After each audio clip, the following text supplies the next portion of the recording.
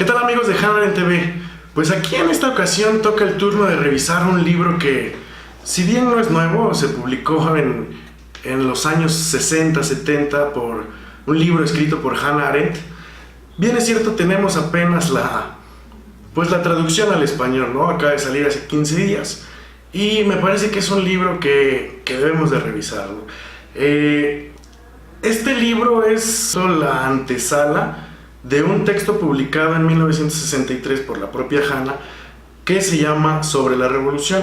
Bueno, en efecto hay muchísimas cosas que ya sabemos, pero aquí me gusta mucho más porque está muy concreto. La idea es definir y entender la revolución a través de dos revoluciones y entender también el concepto de la libertad.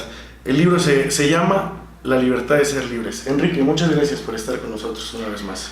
Un extraordinario prefacio, quizá, La libertad de ser libres, al texto grande, al texto origen, que es On Revolution, sobre la revolución. Originalmente lo hemos visto primero en inglés, en Thinking Without a Barrister, un compilado de ensayos de Hannah Arendt entre los años 58 y 75, y también lo hemos visto también en otras versiones a nivel alemán. Por primera vez la traducción en español hace, como muy bien refieres, Pepe, hace aproximadamente unos 15 días. Y es un excelente prefacio para la obra de Sobre la Revolución. Ahora, las revoluciones se extinguieron. Lo que vemos en Corea, Argelia, Vietnam, para un poco situarnos en el tiempo histórico en el que está pensando Hannah Arendt, no son exactamente revoluciones, sino guerras civiles, donde la intervención militar es muy poco efectiva, donde la intervención militar es absolutamente fallida. Y en efecto, esto lo escribe a finales de los años 60 y después de 50 años nos damos cuenta que en efecto las intervenciones militares, no solamente en Corea, en Argelia y en Vietnam, sino incluso en los escenarios de la primavera árabe, sí, y en otros escenarios de Medio Oriente, incluso los escenarios tropicales mexicanos, han sido completamente fallidas. Ahora, lo que hace Hannah es una suerte de parangón elíptico, porque retorna con una pirueta abstracta muy interesante a la situación del siglo XVIII. Dice, es como si de repente hubiéramos vuelto al siglo XVIII, cuando a la Revolución estadounidense siguió una guerra contra Inglaterra, o cuando la Revolución francesa se prolongó en una guerra contra la alianza de las potencias monárquicas de Europa. Y es que, continúa Hannah, hemos gozado de una estabilidad, se refiere por supuesto a Norteamérica, extraordinaria desde la fundación de nuestra república, y que esa cualidad ha sido producto mismo de la revolución. Aquí no solamente hace el parangón con la situación del siglo XVIII, sino esa situación del siglo XVIII la lleva a un espacio-tiempo. Y ese espacio-tiempo son, en efecto, la Revolución Francesa y la Revolución Inglesa, que las va a utilizar como modelo, donde una sí va a arrojar la libertad de ser libres, la otra no. La otra fracasó porque va a arrojar esencias corporativas, va a arrojar otro tipo de despotismos, otro tipo de estructuras no cercanas necesariamente a la libertad. Una de las tesis centrales de Hannah es que las libertades, en plural, se preservan de manera mucho más fidedigna en aquellos lugares donde no pasaron por revoluciones. Sí, claro. Y en aquellos lugares donde pasaron por revoluciones, la revolución norteamericana es un modelo acertado, un modelo exitoso de revolución, y no la Revolución Francesa. Y la pregunta es, ¿por qué? La condición de la pobreza, la situación de lo social de estos dos espacios tuvo un elemento decisivo. Lo social, dígase económico, sobre lo político. Y aquí estamos prácticamente sobre las líneas de Marx. O sea, un determinismo económico sobre la condición social y, en consecuencia, la condición social como reflejo, como epígrafe de la condición política. Hablando, toma el ejemplo de Valle de Cochinos. Y entonces dice, el fallo consistió en que no se supo entender lo que significa que el pueblo, sumido en la pobreza de un país atrasado, en el que la corrupción ha alcanzado unos niveles de verdadera podredumbre, se vea liberado de repente no ya de la pobreza, sino de la oscuridad, y por lo tanto de la incapacidad de comprender su miseria. No se supo entender lo que significa que ese pueblo oiga discutir abiertamente su situación por primera vez y que se ha invitado a participar en esa discusión y no se supo entender lo que significa que se lleve a ese pueblo a una capital que no ha visto nunca y se le diga: estas calles, estos edificios y estas plazas, todo esto es vuestra propiedad y en consecuencia vuestro orgullo. Aquello que aplica para Bahía de Cochinos puede aplicar perfectamente para las mujeres que fueron a protestar a Versalles en 1789 reclamándole al rey, a Luis XVI, alimento, subsistencia. O sea, esta escena de apropiarte de la cuestión pública, el nacimiento del espíritu público, la consecuencia inmediata de la revolución y también la extinción de lo público y del espíritu público, la consecuencia inmediata de las extinciones de las revoluciones. Entonces la revolución gira en torno a la pobreza. Es un detonante, no es que gire en torno a la pobreza, es un detonante que hace estallar a las propias revoluciones, pero también es un detonante, digamos que la distribución de esta pobreza digamos que actúa de manera directamente proporcional para corroborar el éxito o el fracaso de una determinada revolución. Lo decía el propio sabio de Koinenberg, Immanuel Kant, lo comprendió de inmediato, asegura Hanna, dijo que un fenómeno semejante en la historia de la humanidad no se olvidará nunca, y es que lo absolutamente revolucionario fueron no los términos de la igualdad originaria de los hombres, sino la libertad, sino que esa igualdad originaria estaba fundada en la libertad y que esas libertades eran inalienables. ¿Y por qué dice que tiene que ser forzosamente entre iguales? Porque los términos de la igualdad la igualdad no admite discrepancias, solamente la igualdad puede ser entre iguales, pero lo revolucionario es justamente ese paso, ir de la igualdad entre iguales a la igualdad extendida para todos aquellos, independientemente de sus desigualdades, independientemente de sus desavenencias o pobrezas. Condorcet, por ejemplo, el adjetivo revolucionarias solo puede aplicarse a las revoluciones que tienen por objeto la libertad. Y es que estas revoluciones burguesas son revoluciones políticas, porque tenían por sentido transformar la forma de gobierno, o más bien dicho, refundar la forma de gobierno y anclarse a un pasado glorioso fenecido, Roma concretamente. Y por eso las revoluciones en un sentido primario eran comprendidas como restauraciones, retornar aquello que se fue, que fue el orden republicano, y reinstaurarlo, pero con una salvedad.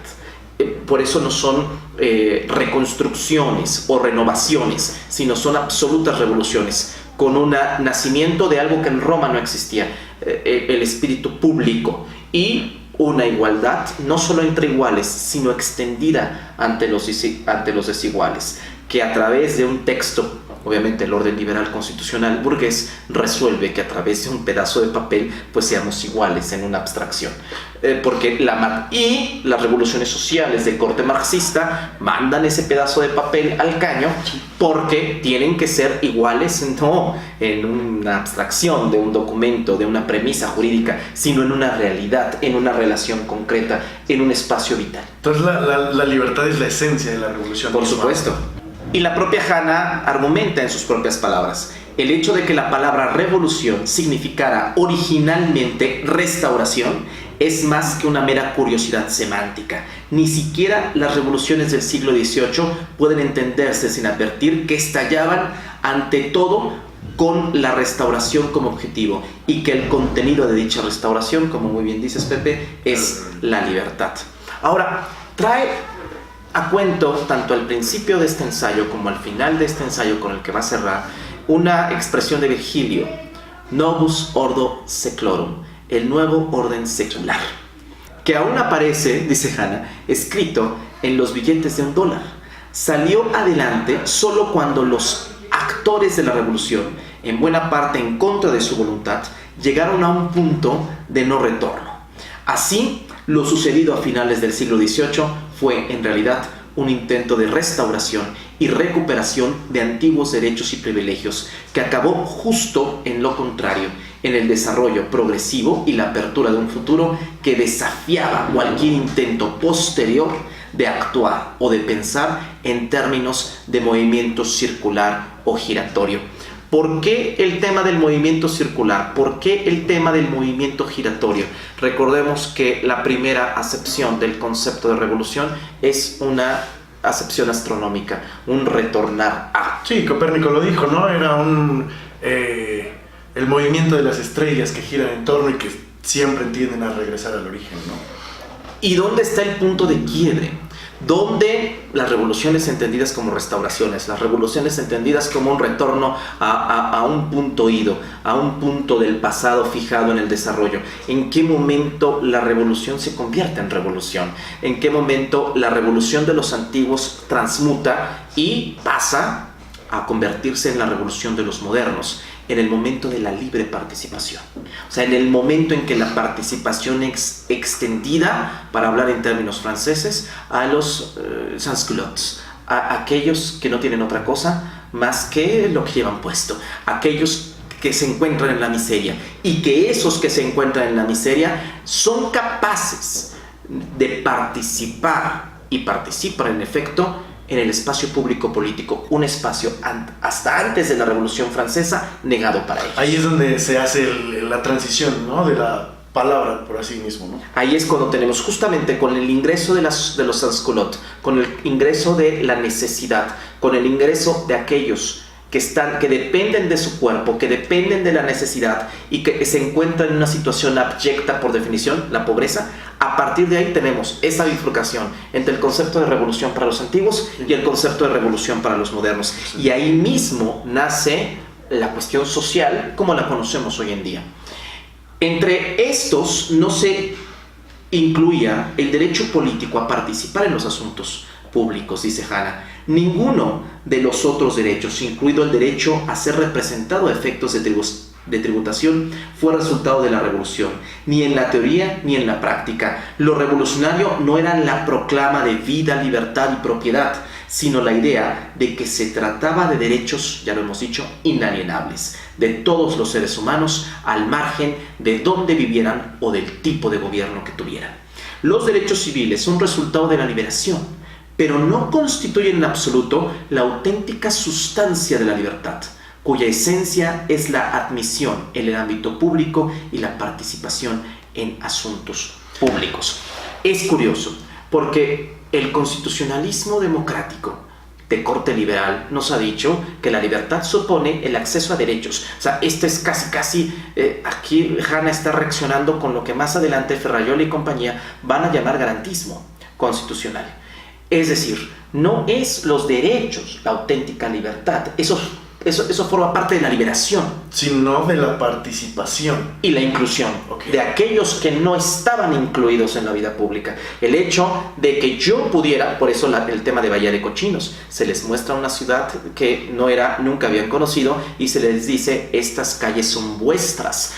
El hecho de que desde la ruralidad de la isla puedas acceder a La Habana y entonces digas, esta gran ciudad me pertenece, o sea, el ingreso. Sí, pues claro que te incluye, claro que te sientes parte. No solamente el ingreso, sino el poder participar, y con el poder participar, la palabra favorita de Marx, el poder transforma. O sea, me parece aquí muy simple, ¿no? La liberación no es más que los derechos civiles y la libertad, derechos políticos. Y en efecto, acabas de hacer una suerte de esquema, porque así debe ser entendido, y por derechos políticos, entiéndase participación e inclusión. Poder participar, pero ojo, hoy la participación se entiende como movilización. No, poder participar en un espacio que me ha sido negado. Es como en la antigua Roma, ¿no? Si se me permite, el pater familias era el único que tenía la facultad de hablar y de participar en cosas que solamente los paterfamilias podían. Entonces, la participación no sería el activismo del paterfamilias, sino la participación sería que los hijos varones y las hijas pudieran también tomar parte de los asuntos de la casa en unas chivitas. Esa es la participación. No entiendas la participación como activismo, a la especie de propaganda del INE. No. No entiéndase la participación como movilización. No, para empezar, movilización es otra cosa, es distinto a participación. Movilización supone que alguien te induce a hacer algo. Participación supone libertad y autodeterminación. No, la participación en el sentido de un espacio negado es un espacio consumado, un espacio soberano, un espacio de plena participación. O como diría incluso el propio Bobbio, hacerlas públicas las cosas públicas. Eso, bien. El asunto, continúa Hanna, se torna más complejo cuando la revolución tiene que ver tanto con la liberación como la libertad. Una forma de gobierno nueva, o mejor dicho, redescubierta. Esto es la instauración de la República. ¿Cuál fue la fórmula que encontraron las revoluciones políticas burguesas y las revoluciones de carácter socialistas para poder hacer posible la libertad coadyuvada con la liberación? La República. Ninguna revolución, ahora bien, dice Hanna, ninguna revolución es posible allí donde la autoridad del Estado se halla intacta. Es decir, se necesita el Estado resquebrajarse en su estructura de autoridad para que la revolución pueda emerger. Las revoluciones, continúa Hanna, no son respuestas necesarias, sino respuestas posibles a la delegación de poderes de un régimen. No la causa, sino la consecuencia del desmoronamiento de la autoridad política. Y cierra, quienes supuestamente hacen las revoluciones no toman el poder, sino más bien recogen los pedazos del mismo que yace en las calles. Paso 1, redesquebrajamiento de la estructura de autoridad del Estado. Paso 2, hacer la revolución. Paso 3, construir la república. Pero aquí tenemos una paradoja. ¿Cómo construimos la república? Que supone un gobierno fuerte a partir de... Lo que ya no queda. A partir de pedazos, a partir de migajas. Bueno, y creo que, si se me permite, creo que hay que ir un poco más despacio en este párrafo, ¿no? Para empezar, yo tengo una pregunta. Autoridad política, dice Hanna en 2 ocasiones en el mismo párrafo. ¿Qué onda? ¿Qué se entiende por autoridad política del Estado? Autoridad política del Estado. Okay. El hecho de que el Estado sea capaz de regular tu movimiento. La libertad es, como lo decía Hobbes, ausencia de oposición al movimiento. Esta libertad nos lleva, una temática liberal, a los términos positivos y negativos de la libertad misma. Libertad positiva, libertad negativa, Isaiah Berlin.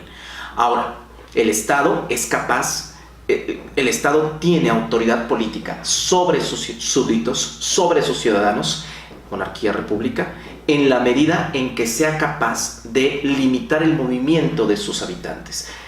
Y esta limitación no sea arbitraria, sino sea consensuada porque es resultado de una estructura racional. Bien. Ahora, no es casualidad que la propia Hanna traiga a cuento a Saint-Just y diga: el mundo ha estado vacío desde los tiempos de los romanos y solo su recuerdo lo llena, y sigue profetizando la libertad. Desde el punto de vista institucional, lo anterior solo es posible en una república que no sabe de súbditos ni tampoco, estrictamente hablando, de soberanos. El gran reto de las repúblicas es producto de revoluciones, resultado de revoluciones, es reconstruir la república y por tanto la autoridad política del Estado desde un Estado fenecido, desde los pedazos, los desechos de la vieja institución. Entonces ese es el verdadero reto de la revolución, como dice Hanna, ni siquiera es el reto iniciar la revolución, ¿no? Como si se iniciara, ¿no? Y en efecto, por eso, y no es casualidad que el propio Marx apele a las conciencias, porque esa reconstrucción en efecto es estructural e institucional, pero no será si no atraviesa por las conciencias, Marx diría de los proletarios. Quizá Kant hablaría de individuos, de ciudadanos. ¿Por qué las conciencias? Porque esta reconfiguración del orden secular, del nuevo orden secular, a partir de los pedazos del orden fenecido, supone justamente la libertad de ser libres. Y por libertad de ser libres significa, ante todo, ser libres no solo del temor, sino también de la necesidad.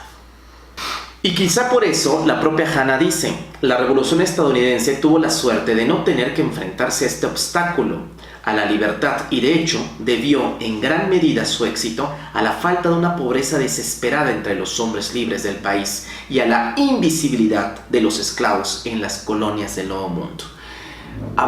Marx y Hanna aquí coinciden con el tema de la conciencia. Puede perfectamente estar en crisis la autoridad política del Estado. Aquello que no puede estar en crisis es la economía en sí misma. ¿Por qué? Porque la economía, si bien es cierto, no necesita un elemento de bonanza y de crecimiento económico sostenido y sobreestimado, sí es importante que las desigualdades económicas no estén distribuidas en la parte política decisiva de aquellos ciudadanos que van a tener que enfrentar el reto de la revolución de la conciencia y transformar no solamente su liberación, sino transformar los términos de su libertad. Bien. La revolución estadounidense, debido a la institución de la esclavitud y a la creencia de que los esclavos pertenecían a una raza distinta, raza entrecomillado, pasó por alto la existencia de los miserables y, de paso, la formidable tarea de liberar a los que se hallaban coartados, no ya por la opresión política, sino por las meras necesidades de la vida. ¿Qué fue aquel elemento que hizo posible el éxito de la Revolución norteamericana? ¿Y qué fue aquello que hizo posible el fracaso de la Revolución francesa? La institución de la esclavitud.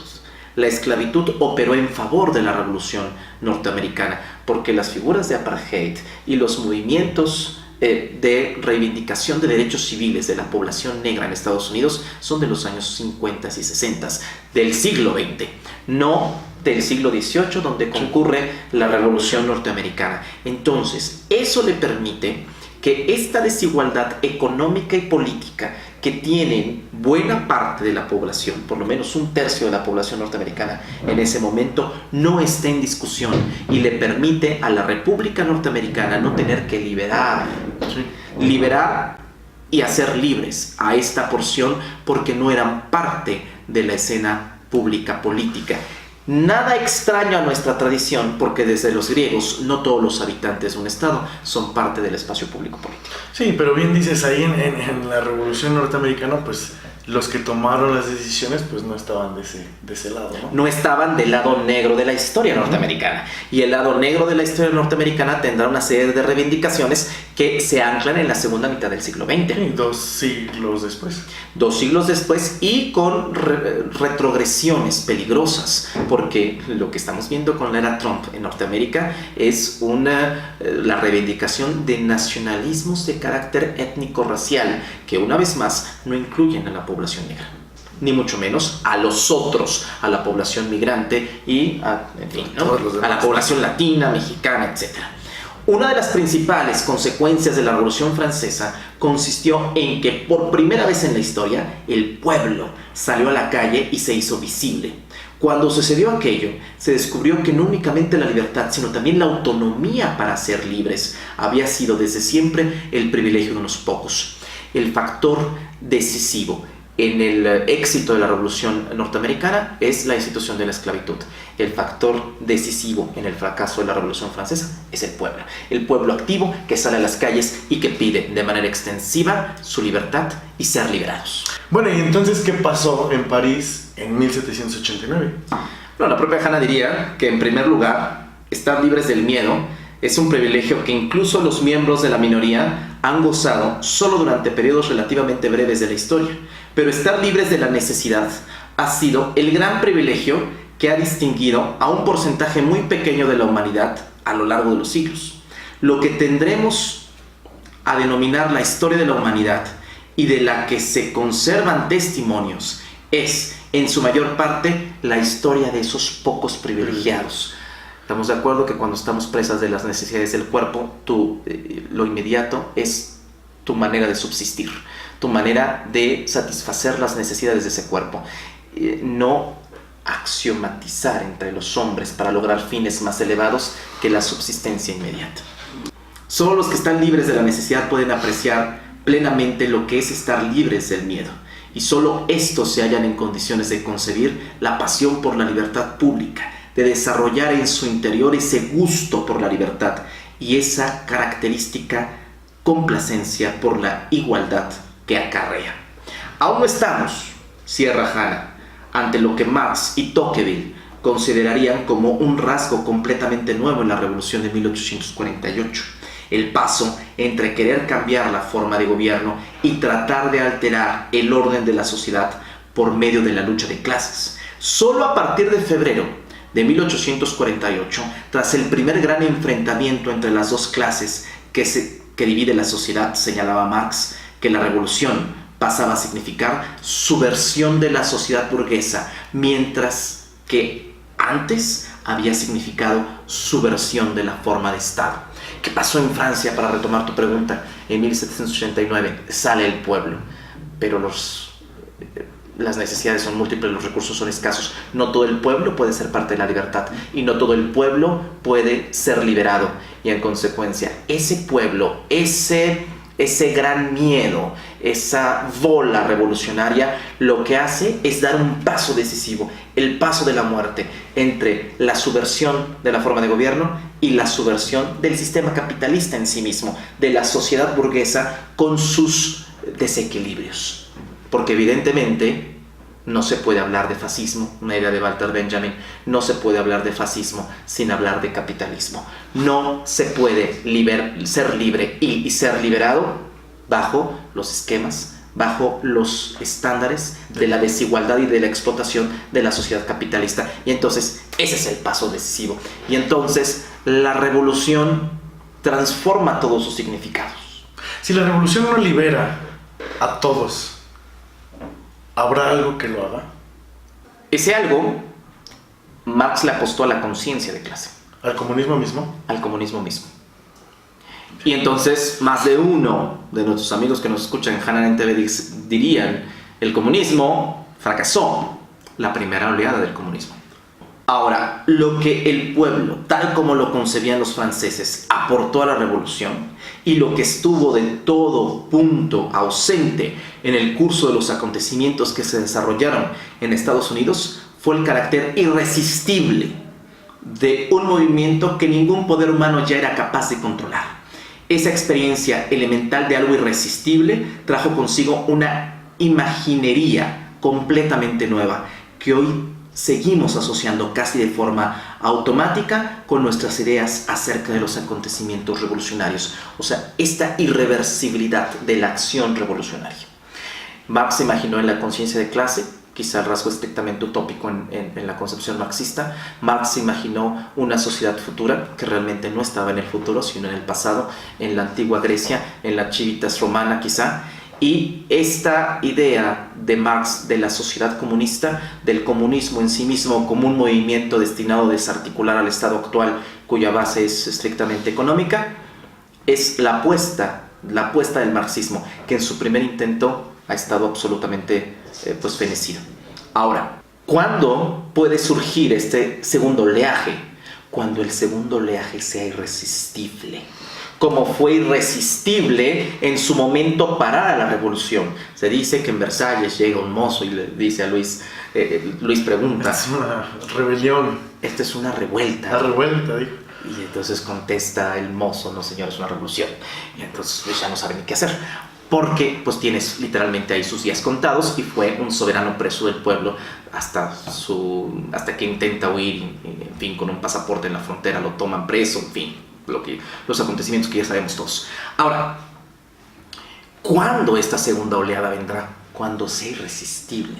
Y para eso es como un camino al cadalso, es como los viajes de Dante al infierno. Para eso tendremos, contrario al progreso, no que pasar por un mal para llegar a un bien mejor, sino que seguir ahondando en la malatía, seguir ahondando en la crisis, en la desesperación, en la decadencia. Para que tarde o temprano sea irreversible. Para que sea irreversible.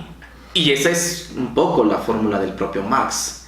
Como decía Saint-Just, si deseáis fundar una república, debéis encargaros primero de sacar al pueblo de un estado de miseria que lo corrompe.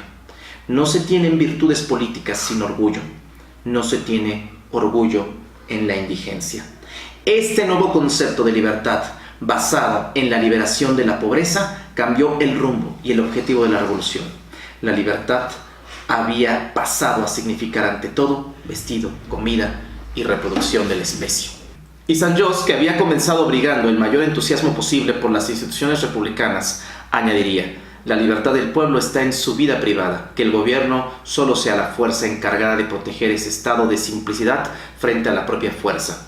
De ser cierto, con todos los participantes movidos por la miseria del pueblo, reconocerían de repente que el objetivo de la revolución era la felicidad del pueblo. Bastaría un gobierno despótico suficientemente ilustrado para proporcionársela sin necesidad de una república. Esta quizás sea la mayor y la más importante de las críticas que hace Hannah Arendt. A final de cuentas, las revoluciones, para lograr este cometido, la felicidad, el bienestar del pueblo, la subversión de la sociedad burguesa en vez de la subversión de la forma política, no necesitaron haber transitado por el pathos de la revolución, tan solo convertirse en despotismos ilustrados. El despotismo, o de hecho, continúa Hannah, la vuelta a la época del absolutismo ilustrado que se había anunciado claramente a lo largo de la Revolución Francesa, se convirtiera en la norma de casi todas las revoluciones posteriores. Y en efecto, si nosotros vemos las revoluciones posteriores a la Revolución Francesa, incluyendo las revoluciones de carácter socialista, se transformaron en eso, en absolutos despotismos. No es casualidad que traiga a cuento a Rosa Luxemburgo, con un discurso entrañable de Luxemburgo, y dice Rosa Luxemburgo, citada por Hannah Arendt: con la represión de la vida política en el conjunto del país, la propia vida muere en todas las instituciones públicas, se convierte en una apariencia de vida en la que queda solo la burocracia como elemento activo. La vida pública, en definitiva, se adormece paulatinamente. Dirigen y gobiernan unas pocas docenas de cabecillas del partido, de energía inagotable y de un idealismo sin límites. Una dictadura, en definitiva, pero no la dictadura del proletariado, sino la dictadura de un puñado de políticos. Esto fue lo que acabó siendo, y nadie puede negarlo, dice Hannah. Una comparación de las dos primeras revoluciones, cuyos comienzos fueron tan similares y cuyo final fue tan tremendamente distinto, demuestra claramente, a mi juicio, no solo que la superación de la pobreza es un requisito previo para la fundación de la libertad, sino también que la liberación de la pobreza no puede abordarse de la misma manera que la liberación de la opresión política. Pues si responder a la violencia con la violencia conduce a la guerra, ya sea civil o contra un enemigo exterior, responder con la violencia a las condiciones sociales siempre ha desembocado en terror. Es cierto. Y si nosotros vemos, ¿cuál es el final no feliz de las revoluciones? El despotismo. El despotismo de un puñado de políticos, no de la dictadura del proletariado, el despotismo de una oligarquía que prometió liberar a un pueblo empobrecido.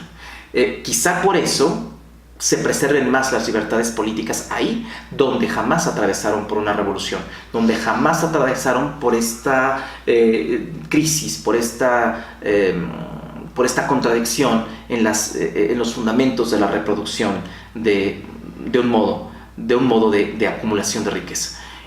Y entonces, si el final no feliz de la revolución es el despotismo, ¿qué pasa cuando este despotismo tiene que permanecer? ¿Se convierte en terror?